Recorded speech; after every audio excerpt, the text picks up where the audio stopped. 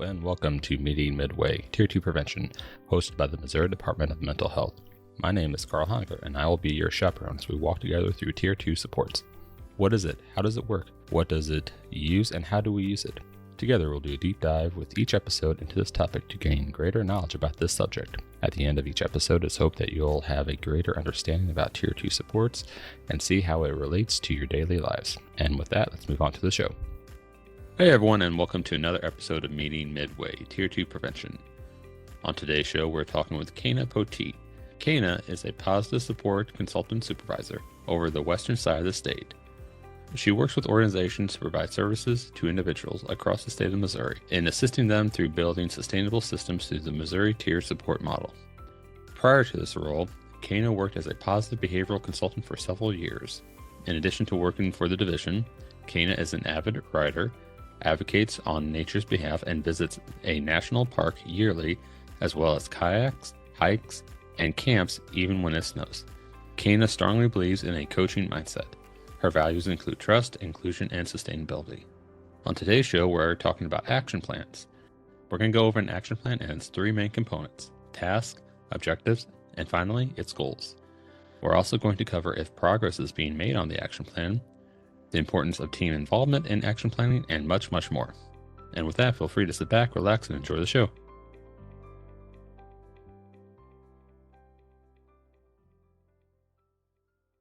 Hey everyone, so we have Cana Poteet on the show with us today.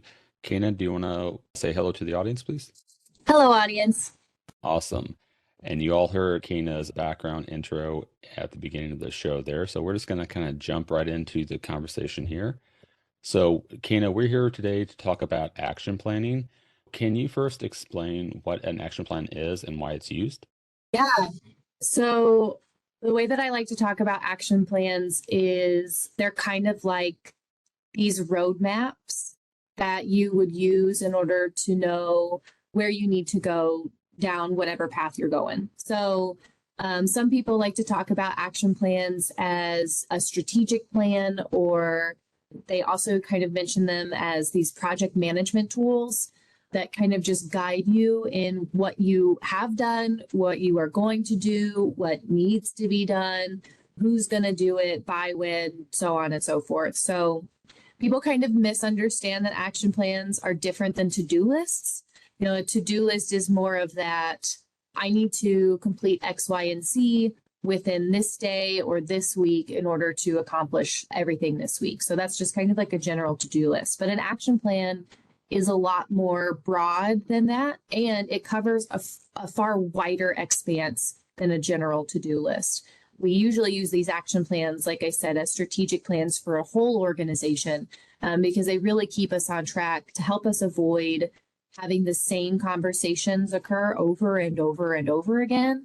Instead, they tell us what needs to be done, who is going to do it, when does it need to be accomplished, and whether or not it got accomplished by breaking down our large goals into, like, you start with a big goal, so it breaks down your big goal into objectives and tasks, and then components that follow that, which are kind of what I just described.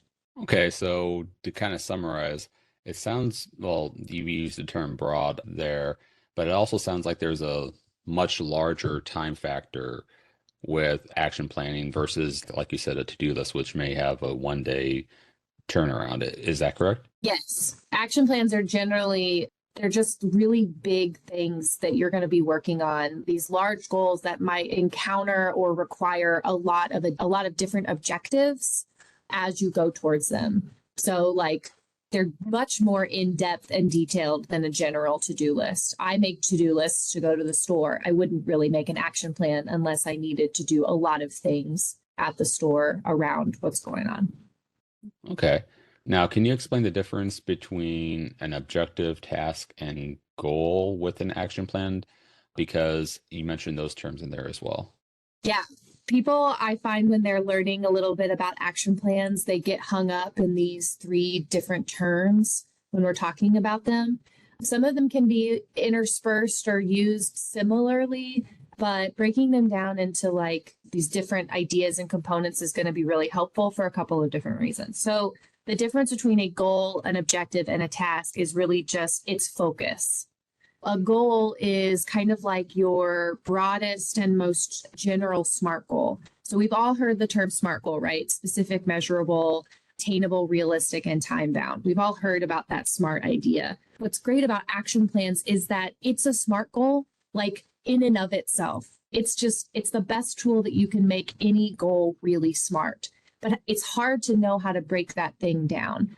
So first, you always want to start with this big, broad goal. Like, what do you want to accomplish? And I am going to use some good examples in my personal life because I have a wedding coming up and I really want to do several things for that wedding. For instance, one of my goals is that I want to lose some weight. But that's kind of hard to do just generally. We all have that general, I want to do this, but how do I do that? So when we think about objectives, which is kind of that next step down, those objectives are more of those specialized buckets, I like to call them, that hold several smaller tasks inside of them. So for my losing weight goal, there might be 2 objectives that I need to do in order to achieve my overall goal. One of those objectives is I need to exercise. I need to get in the habit of exercising. The other one is that I need to go on a diet of some sort. Usually it's calorie deficits for me. So I have these 2 objectives, but even those, how am I going to do them? So then I break those objectives down into tasks that make that objective a bit easier to digest. So I might need, for the exercise goal, I might need to research an exercise routine and create a schedule. So those are 2 different tasks already. I need to clean out my basement so I have enough room to do the exercise that I have made a schedule for. I need to gather equipment if I'm missing anything to do the exercise that I have a schedule for. And I might need to do several other things, but once each one of those tasks is done, I will be able to actively work on my objective of exercising. Same thing with the calorie deficit. I need to first create several tasks that go along with that objective. So that way this objective and the exercise objective can both reach my goal of wanting to lose weight by whatever time period I have set out. So objectives and tasks sometimes can be the same. I do want to mention that, like, they have a habit of intermingling between each other. I'm the type of person who really likes to break things down into smaller and smaller and smaller and smaller pieces. So I get a lot of benefit from looking at the overall goal, the smaller objective, and the tiniest task in order to reach my action plan completion. Okay, yeah, and I love the way that you broke that down because it sounds like it's almost like a flip pyramid in my mind anyway. Each one builds upon the other. So you have the tasks, which are the smaller bits and pieces that you just try to accomplish maybe each day or each week, whatever. Then you have the objectives and then the ultimate goal that you want to reach that's further down the line. And each one just kind of builds upon the other for you to reach that one goal that you want to reach. Is that correct? Yes. Yeah, I would say that's very accurate. Very good rerounded information of that, Carl. Okay. So now can you explain how do we know when an action plan is working? Like what tools or resources do we utilize for that? And because we can all have an action plan, but without anything to show that it's being effective, how do we know it's being effective? Yeah, I think that's a great question because we don't often think about how we're going to evaluate anything and its effectiveness other than maybe just like the end product, you know? So that's one way of thinking about, does your action plan work? If it gets you to the end product, something along the line helped you get there. It could be your dedication. It could be the team of people that you have. It could be this broken down list of objectives and tasks that assisted you. But that's one way to measure kind of success when it comes to an action plan is, did you reach your intended outcome? The other thing to know about action plans is they follow a really strict routine of this like kind of implementation cycle that we talk about here. We always want to start with, before we do anything, assessing where we are. I need to identify what's currently happening around me. So if we go back to that example of me wanting to lose weight, then I might first identify how much am I eating in a day? How much do I currently weigh? What is a realistic amount of exercise that I could do to potentially get where I want to be. So I'm going to assess a lot of information before I make any current decisions. And this is going to come back around in a little bit. So stick with me here. I know data is not everyone's jam. You talk to me, it definitely is mine, but it is kind of an intimidating place to start. So first, gather all of your information. And then you want to build that plan. You want to write out all of the results of your assessment into achievable, to-do, actionable things. I realize that I weigh this much, so I need, and this is my end goal. So here's what I can do in order to lose a certain amount of weight each week. And then after that plan is built, we need to implement it, which basically means we just got to do it. We've got to run that plan. And what helps running that plan is a group of people. Delegating those tasks out is also really helpful. But what also kind of helps implement that plan is to make sure that you have some way of monitoring it and monitoring the outcomes that you're working towards. And that is one of the last steps in the implementation cycle, which is to evaluate what is going on a regular basis. So you can really look at whether or not those improvements are occurring. You can see what you have reached and what you still need to work on, but you can also start to monitor if the process that you are working on building is making an impact where you want it to. So we talk a lot in Tier 1 about like our coaching supports of staff. Well, if I want to know if a staff is being successful at implementing a specific skill, first I need to assess where they are in that skill. Then I need to implement whatever strategy to help them improve in that skill. And then I need to continuously monitor whether or not that skill is being done. And all of that kind of goes back to your action plan and kind of keeps you on track with what your next step is, especially if you always think about that implementation cycle when you're building your plan. Does that answer your question, Carl? It does, yeah. And I was kind of from a provider perspective, how can action planning be used? And I'm just going to use an example of like having high staff turnover. And I'm glad you mentioned the coaching piece because that's kind of where my mind went because that's a big component of Tier 1 and Tier 2. But first, gather the information about what's really going on. Why are we having such high staff turnover? Then possibly build a plan to retain staff, provide better incentives, appreciation, things of that nature. Build a coaching system, and then build in and implement the plan and run it.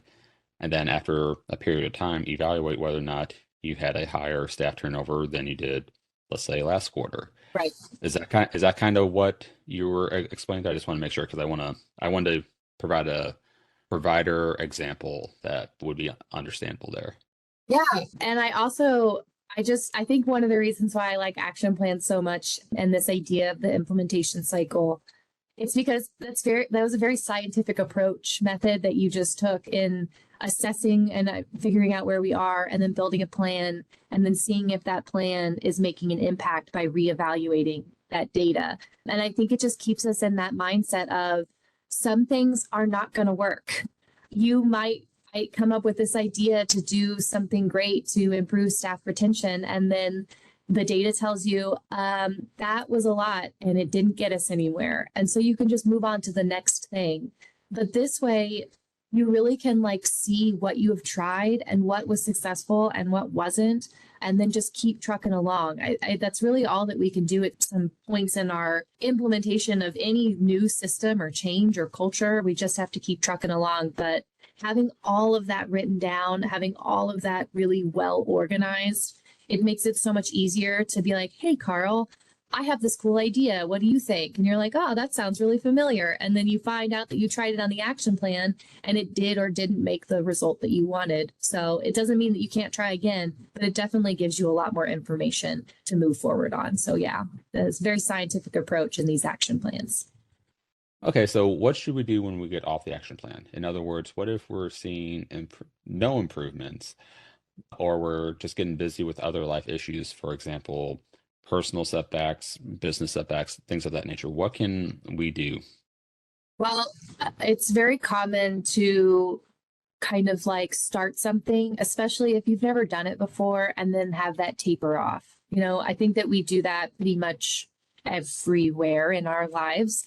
I have told myself that I'm going to drink more water, and I'm really good at it for a couple of days, and then I forget to drink water for 3 whole days in a row. Weekends are the worst. So, it's very common that that is something that happens. So when you realize that you are no longer using your action plan, maybe that's you're in a team meeting and you're like, hey, has anybody looked at our action plan recently? And then there's just a room full of dead faces, just like, oh my God, no. Just pull it back up. Like, there's no harm in not having your action plan. I think what really helps keeping it up to date is you just know where you're going. You have a good, solid plan. People are well informed when you have an action plan that tells them this is what we've done and this is where we're going, and we hear you. But once you have that recognition of the action plan has not been looked at in a while, pull it up, give it a little update, identify what has accomplished and what you're still working on, see if those still align with the goals and resources of your organization, and just keep trucking along, keep trying to build that habit, because that's all that we can really do is we can start this habit of looking at a good strategic plan and then making sure that somebody pulls it up every single time that they're in a meeting. One person cannot run an entire action plan, but a group of people might have more success. Really like that you use the truck along, because I wrote down on my little notepad here, you see the end goal, you see the map, you see you have a roadmap towards it, and sometimes you're going to take a detour. So in other words, we all kind of get veered off our plans every once in a while, but the main goal is to get back on and try and stay the course. And if you need to make adjustments, then please do so. Yeah. And you also mentioned the importance of team involvement and commitment to the action plan. How important is that? Because it seems like we might need a really good team behind us, or at least a really strong motivational figure to kind of keep that goal in mind. What are your thoughts on that? I think a team is really helpful in more ways than one. The world doesn't change on one person's shoulders. It's unreasonable. And having a group of people that you can come to and talk about all of the things that are going on a regular basis just makes it easier to tackle the big stuff. And there are lots of different types of teams and there are lots of different ways that you can go about doing this, but having that group of people to, support each other and to pick up the slack when somebody else, like you said, somebody needs to take a pit stop. And now you've got John coming in and he's able to step in and help out for a little while. That just makes a really big difference. But we really emphasize like the importance of having a good group of people, a good team, because the other benefit of having these humans come together maybe on a monthly basis, maybe on a quarterly basis to discuss what's going on across the whole organization. Remember, action plans are bigger than just a to-do list for a single person. Action plans are often very successful when you are building it for a whole organization. So in order to make sure that you're recognizing every part of that organization, you need a group of people who know those perspectives. So I want somebody from administration on my team so that way I can get their perspective of what is the overall big picture that this company or organization needs to consider. I need somebody who's a supervisor or a manager or in some sort of leadership position so I can hear what's going on and what they're hearing and or doing on that front line. And then I really need those even more frontline staff, those direct support professionals, those people who are out there day in and day out. I need their perspectives because they're the ones implementing these big ideas that we have as a team. And if Sarah's going to come to me and say, listen, I think this is great on paper, but I have some thoughts. I want that perspective because they're the people doing the thing. And then what's even cooler in our system, we have individuals who are receiving these services and they have great opinions. I'm sure you can think about someone who is a very good advocate for themselves.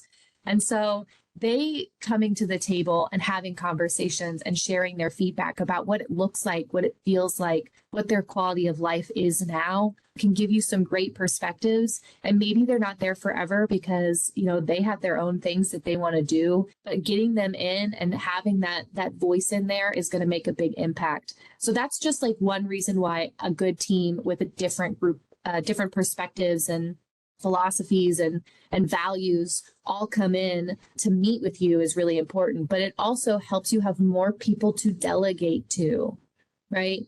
if Carl is really good at facilitating the meeting, which he's doing a great job now in facilitating our podcast, but Cana is really successful at creating the policy that we need for whatever it is that we're trying to work on. Delegating that task to Cana so Carl can go off and do other things is really important, and vice versa. If Cana is really successful at facilitating the meetings and Carl is great at policy making, but he's doing that role, so on and so forth, you can switch things around to just make sure that everyone is thriving in the skill that they're really successful at and feeling really comfortable at telling you what they're feeling and where they currently are in the situation. So all of this circles around just one tiny tool being the catalyst for having a great organizational team to make positive change.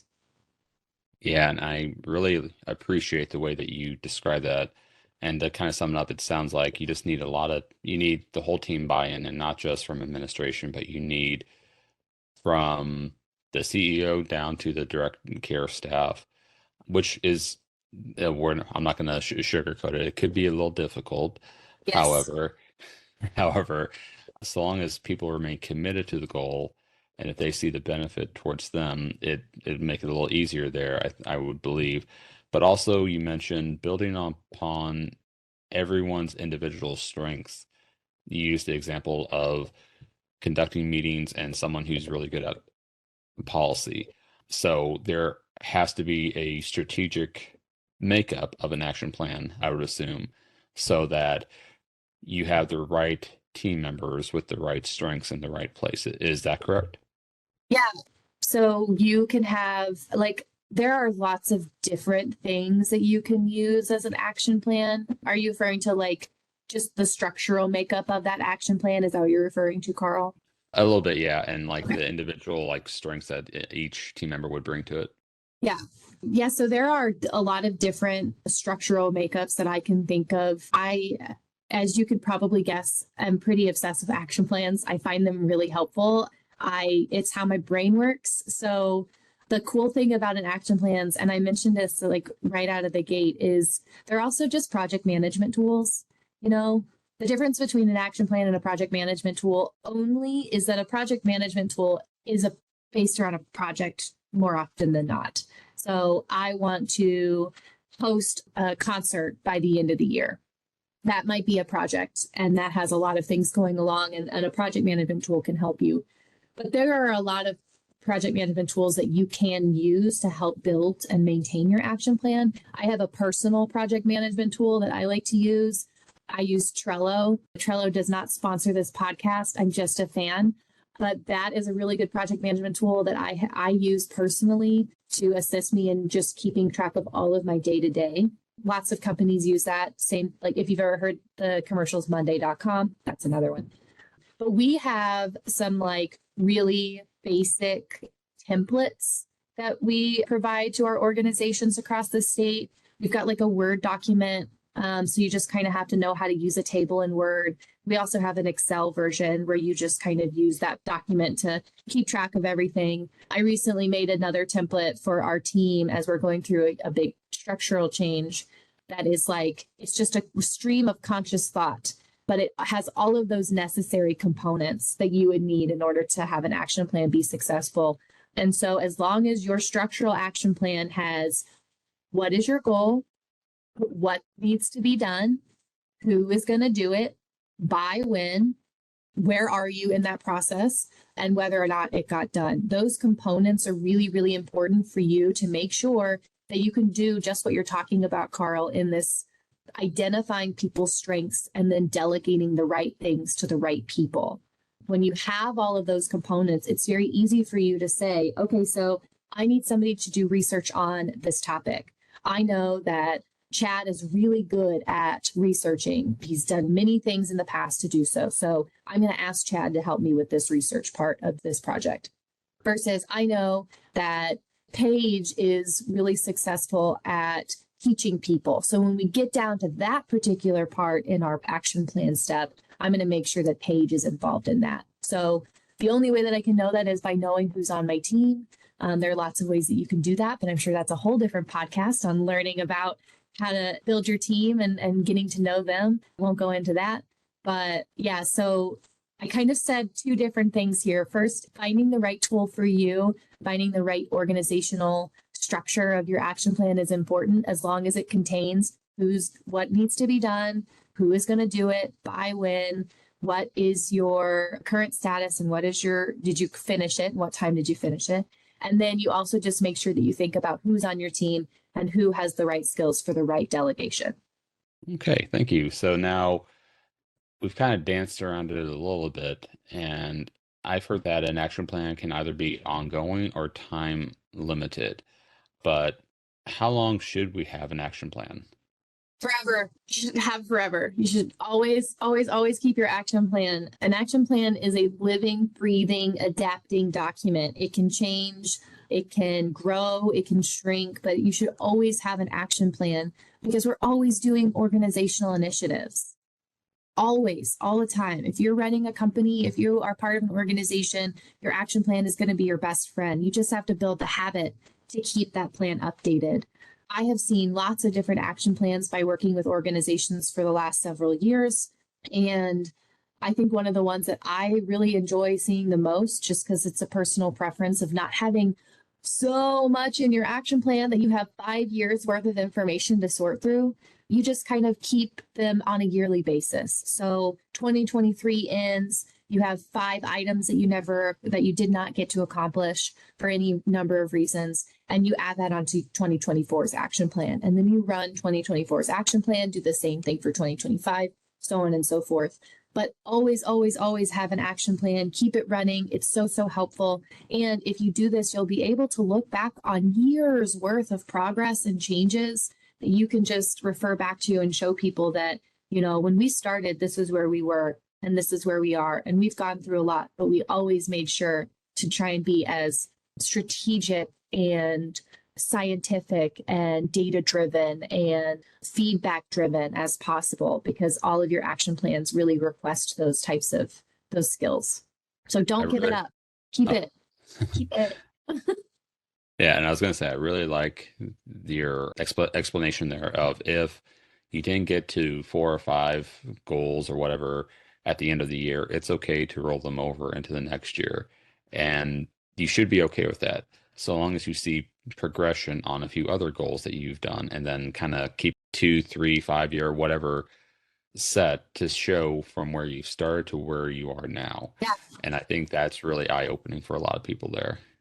Yeah, So, it's nice to see all of the hard work that you've done, no matter how many years ago it was. It's just nice. People like to see that product of their effort.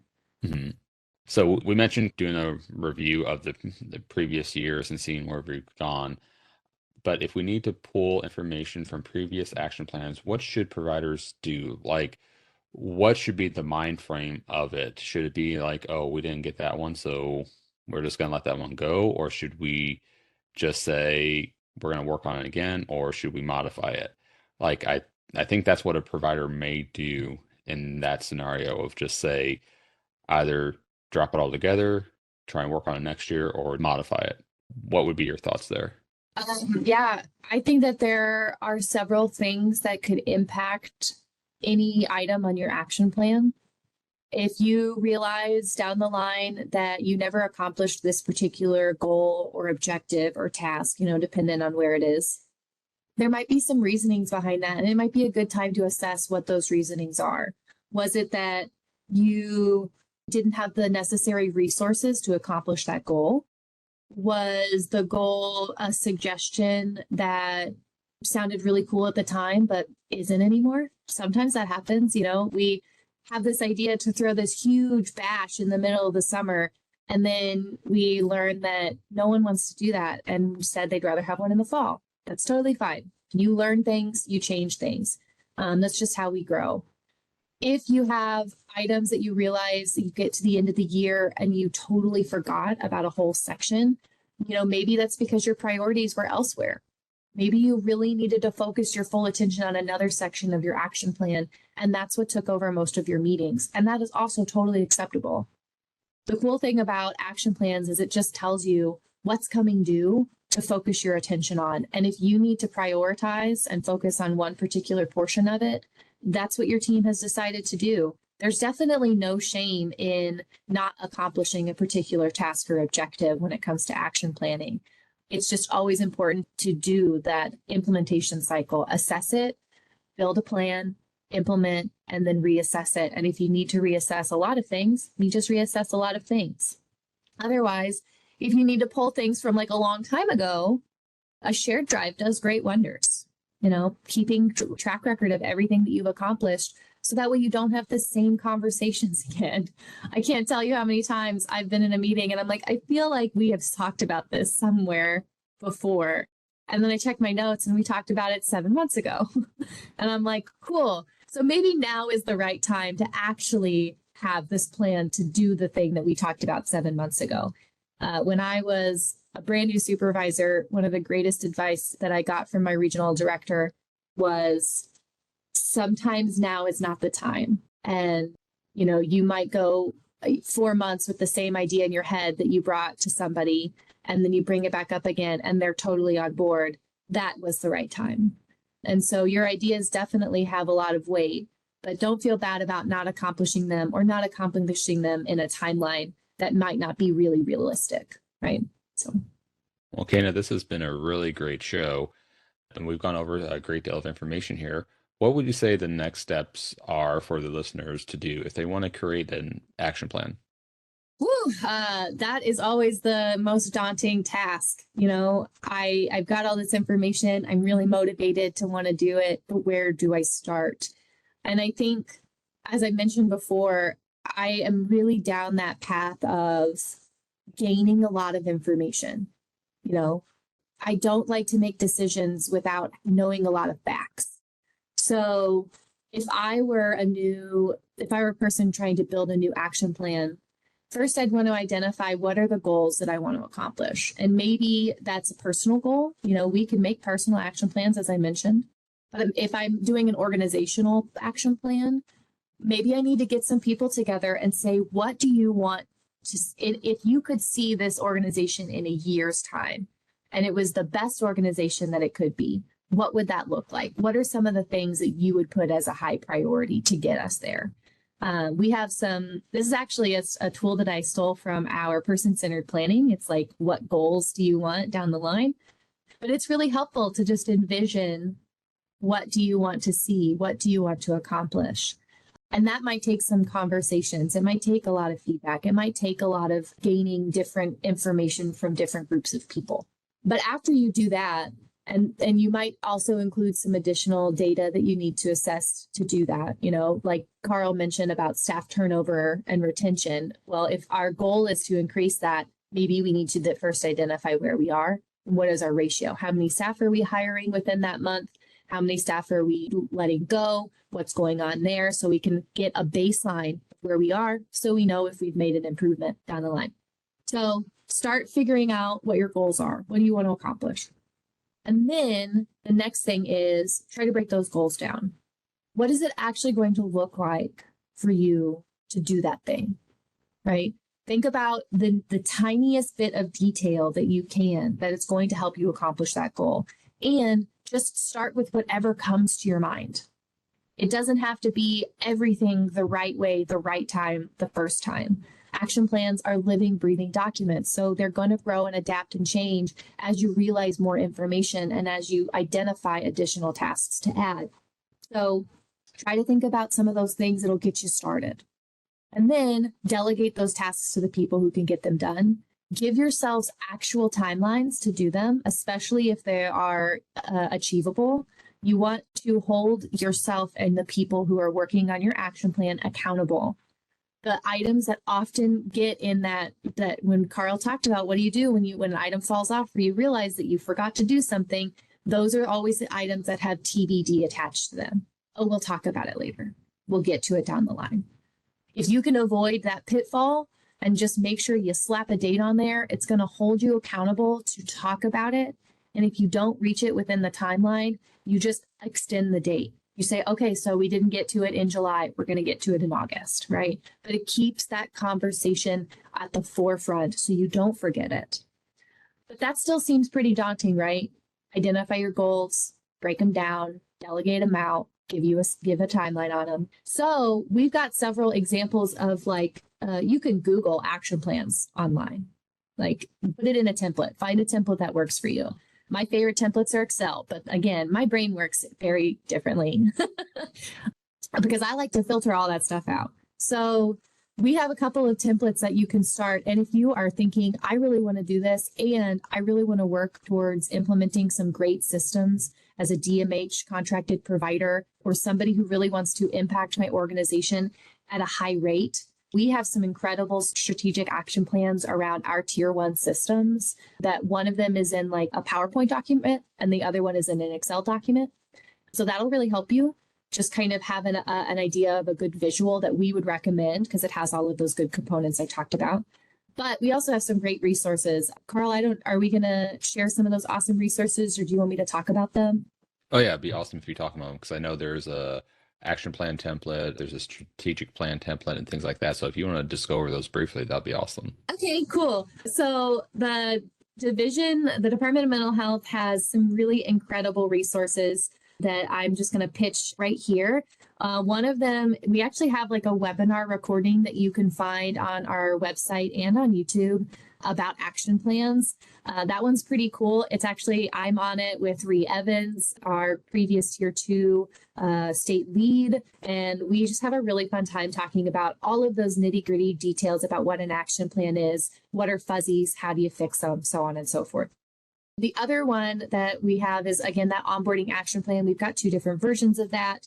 We've got this, I have found this really incredible resource about developing strategic action plans on the web. So I want to make sure that you guys get access to that. It's really detailed. It seems really overwhelming and daunting when you open the website, but I promise it has such good information. And then we also have this really awesome written overview of what an action plan is and each one of those components as it goes forward. And you just kind of can run through that, read through that as you're building your action plan to help you. So those are just some of the incredible resources we have. I know that there's so many great talks and trainings on how to build a productive action plan. But what I have found, too long didn't read, if you don't take anything else out of this, finding a place to start and then adapting as you go. Your action plans will look very different the more you get accustomed to them. So don't feel bad if the one that you have now is not the one that you started with. In fact, I think that's a pretty good thing. So everything is great. There's lots of options out there. I could talk about action plans for like many more hours, Carl. So I don't know if you have any other questions or anything else that you want me to chat about. Oh no, I think you've been an incredible guest and your wealth of knowledge is very well known in this podcast and you have a depth of knowledge about it. So I am really appreciative of you being on this podcast. If the audience has any questions about action planning, I'll just ask this last question. Who should they email or contact at the Missouri Department of Health? Is there like an inbox or anything like that to just inquire about it? Yeah, you can always email me. I will nerd out with you about action plans. So you can always email me. I love talking about action plans and I will absolutely nerd out with you about them. So my email address is just my first name, period, my last name. So that's CANA, period, POTEET at dmh.mo.gov. It's also a great way of reaching out if you're interested in learning more about how to implement some of the strategies that are outlined in our example action plans that I mentioned, or just kind of get involved in the tiered system. You can also reach out to Carl. I'm sure that Carl can get you to the right person. It might be me. If you find that that is a bit less intimidating to reach out to a new person, if you've ever reached out to Carl before. Those would be some of the things that I'd say. And I'd love to direct you back to the DMH website about our Missouri tiered support system, because there's just a wealth of knowledge and contact information for so many people who are experts in things that if you had any questions, any one of them would be a great resource, honestly. Well, Cana, as I said before, you have been an awesome guest, and I want to thank you for being a member of the show. Thank you for having me. I had so much fun. This has been a blast.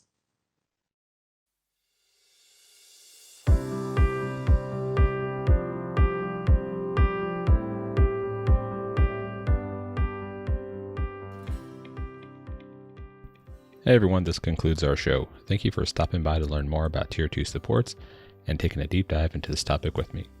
If you enjoyed the show, learned something, or perhaps feeling generous, please feel free to hit the like and subscribe feature to receive additional information on shows as they come out in the near future. And with that, please remember to be hopeful, bold, and adventurous in all that you do. Take care, everyone. Bye.